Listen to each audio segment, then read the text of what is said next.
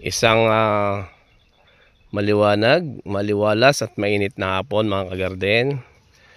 Ako nga po ay nagtungo dito sa aming lupa para kami ay magtabas dahil walang pasok ngayon, day off. Ito po yung mga itinanim ng aking ama, sasa.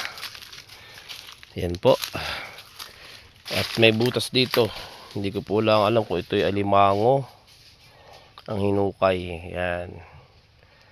At meron po ditong taguan. Yan o. Yung pong mga dumadayo dito na namamaril ng mga wild duck, yung papan. Yan. Dito sila nagtatago para hindi makita ng mga ibon. At meron silang dalang yung pito na ang huni ay parang yung wild duck, parang yung pato. Mayroon silang dalang yung kagaya rin ng pato na parang pangati. Inilalagay din nila doon dito sa ilog. Kaya may ilog po dito. At yun ay palutang-lutang din na parang nagagalawan. Kaya pag nakita nila at dumaan yung mga papan, yung mga wild duck, ay bumababa sila. Yan. Pag naman pagbaba nila, yan, dito po sila kadalasan naliligo. Pag high tide, ay yan po ay malalim ang tubig. Kaya gusto nila dito maligo. Hindi yan sila naliligo. At minsan nga yung aking tao ay nakakakita po ng itlog. Siguro nangangitlog sila yung mga papan. Ayun, inuulam nila. Ito po yung aming kubo. Ayan. Medyo luma na. At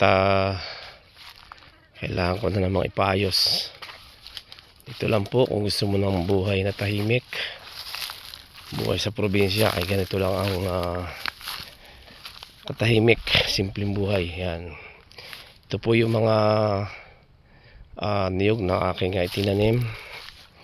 Yan po. Yung iba ay pinatanim ko na. Ay, nandito po yung aking mga yung aking anak na kahiga. Ayan yung mga pinsan ko. Ayan po. At talaga namang maski mainit ay mahangin naman. Ayan. Ganito po ang buhay sa probinsya. Ganito lang. Pero dito po ay huwag ka lang magtamad. Ay marami kang nakakain. Ayan. Dito po ay may ilog din. Pwede ka rin mamiwas, mamingwit. At marami din pako dito. Kaya walang dahilan para kayo magutom. Yan po. Malalaki na yung aking mga niyog. Yan.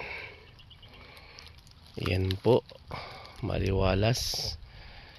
Nasa ilalim ng puno. Talagang maski mainit, yun ang nagbibigay ng lilong at ginhawa, saka yung hampas ng hangin. At dahil po ang summer, talaga naman masarap maligo. Pwede din po mamaya po kami maliligo paglamig. At maraming salamat nga po pala sa walang sawang panonood, at God bless po.